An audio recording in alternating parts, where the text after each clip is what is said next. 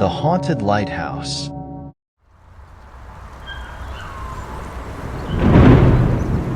On the craggy edge of the coastal town of Blackridge, where the sea roared with fury and waves crashed mercilessly against the cliffs, stood an old lighthouse, St. Veneris Lighthouse.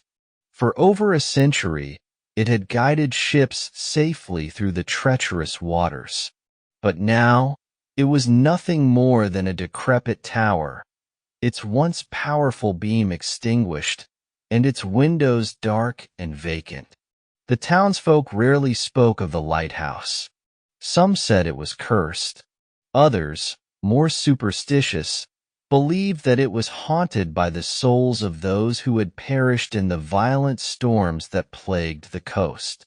Ships had wrecked on the jagged rocks beneath the cliffs for centuries, their crews lost to the depths, their cries swallowed by the endless ocean. And every time a storm approached, whispers of the dead returning would ripple through the town. For years, no one dared to enter the lighthouse, not since the tragedy that befell its last keeper, Richard Wallace. The locals said Wallace went mad, consumed by the loneliness of his post, tormented by the cries of the lost souls. One night, during a fierce storm, he was found dead at the base of the lighthouse, his body mangled as if he had thrown himself from the top. His death marked the end of the lighthouse's service. But legends tend to fade, and time has a way of turning horrors into stories told by the fireside. When the town council decided it was time to renovate the lighthouse, they found a willing candidate in a young man named Peter Langdon, a historian and writer seeking inspiration for his next novel. Peter had heard the stories about St. Veneris, but he didn't believe in ghosts. To him, the lighthouse was a forgotten piece of history, an untapped well of material for his next book. The thought of spending weeks alone in the isolated tower excited him. He saw it as a way to escape the distractions of modern life and immerse himself in the town's dark history. When Peter arrived in Blackridge, the townsfolk greeted him with a mixture of curiosity and caution. They warned him of the storms, of the lighthouse's cursed past, but Peter laughed it off, thanking them for their concern. To him, their superstitions were nothing more than folklore, stories to add flavor to his writing. On a cold October afternoon, Peter made his way to the lighthouse. The path was narrow, winding along the edge of the cliffs, the sea far below roaring like an angry beast. The wind howled, biting at his skin, and the sky was an ominous gray. As he reached the lighthouse, he paused for a moment, staring up at the tall, weather-beaten tower. The door creaked as he pushed it open, revealing a musty interior. Dust coated every surface, and the air was thick with the smell of damp wood and salt. The spiral staircase leading to the top was steep and narrow, but Peter was undeterred. He lugged his suitcase and supplies up the stairs, determined to make himself at home. The living quarters at the top of the lighthouse were small but serviceable. There was a cot in one corner, a rusted stove in another, and a single grimy window that offered a view of the turbulent sea below. Peter set his belongings down and surveyed the room, a sense of excitement bubbling in his chest. This was exactly what he needed. As the sun set, casting an orange glow over the sea, Peter sat at the small table near the window, his notebook open in front of him. He had barely begun to jot down his thoughts when the wind picked up, rattling the window and howling like a wild animal. A storm was approaching. Peter smiled to himself. It was the perfect setting for a ghost story. The first few nights passed uneventfully, though the storm grew stronger with each passing day. The wind howled and the sea roared, but Peter found the solitude invigorating. He spent his days exploring the lighthouse, scribbling down notes, and imagining the lives of the sailors who had once relied on its light to guide them to safety. But on the fourth night, something changed. It was past midnight, and the storm outside was raging, the wind whipping against the lighthouse with a ferocity that made the walls shudder.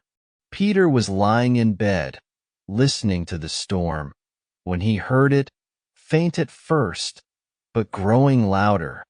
A knocking sound, coming from somewhere below. Peter sat up, his heart racing.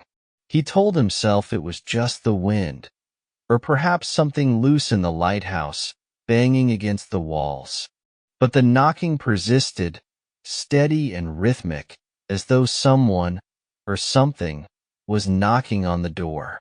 He grabbed a flashlight and descended the spiral staircase. The air grew colder the further he went, the sound of the knocking growing louder. When he reached the bottom, he stood before the heavy wooden door. The knocking had stopped, replaced by an eerie silence. Cautiously, Peter opened the door.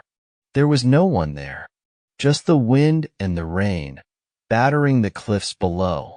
He stepped outside, shining his flashlight around, but the beam illuminated only the jagged rocks and the raging sea beyond. Shaking his head, Peter closed the door and returned to the top of the lighthouse. He convinced himself it was just his imagination, fueled by the isolation and the storm. But as he lay back down, he couldn't shake the feeling that something was watching him. The next day, Peter found it harder to concentrate.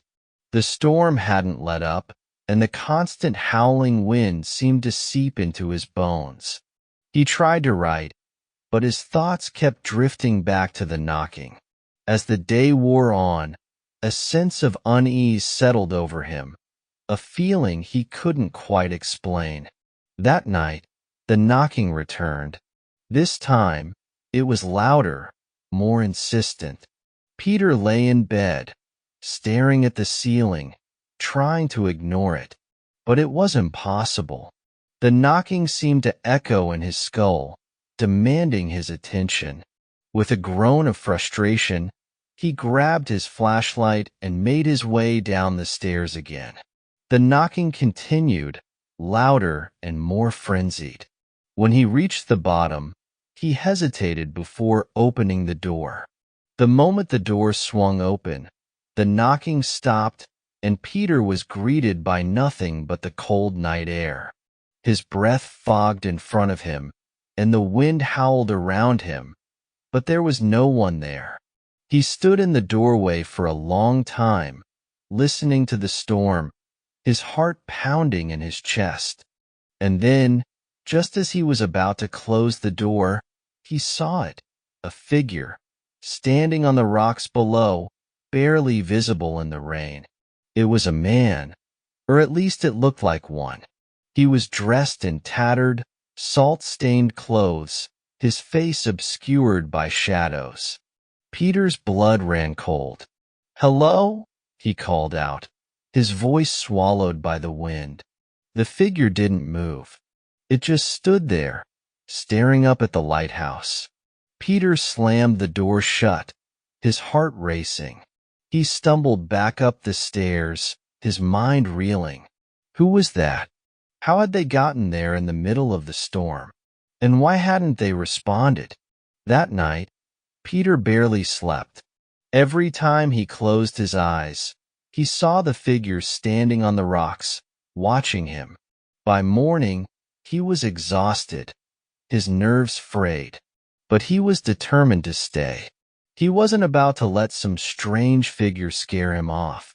As the days passed, the knocking continued, and each night, when Peter opened the door, the figure was there, standing on the rocks, silent and unmoving.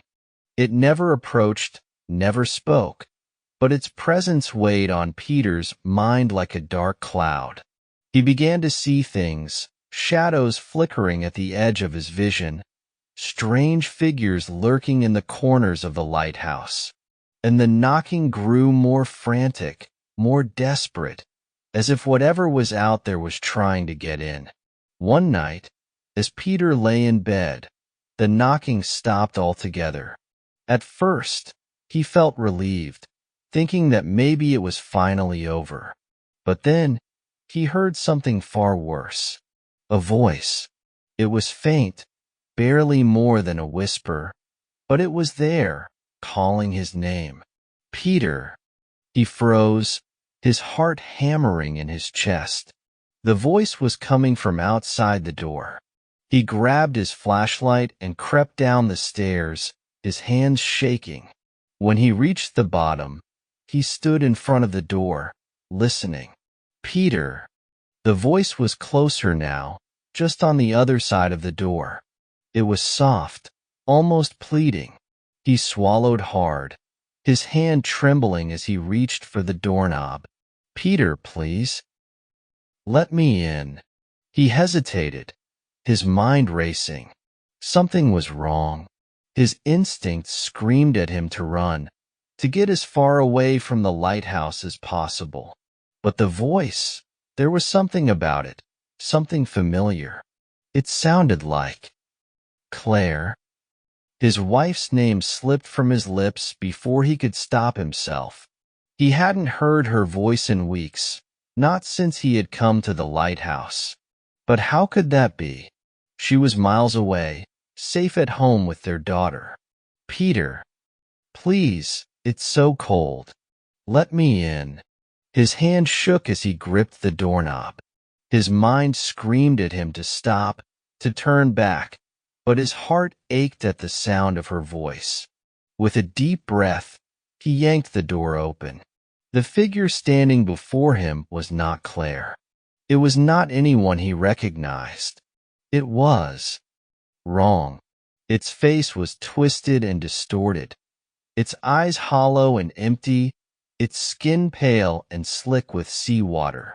Its mouth stretched into a grotesque smile, and from that mouth came the voice of his wife.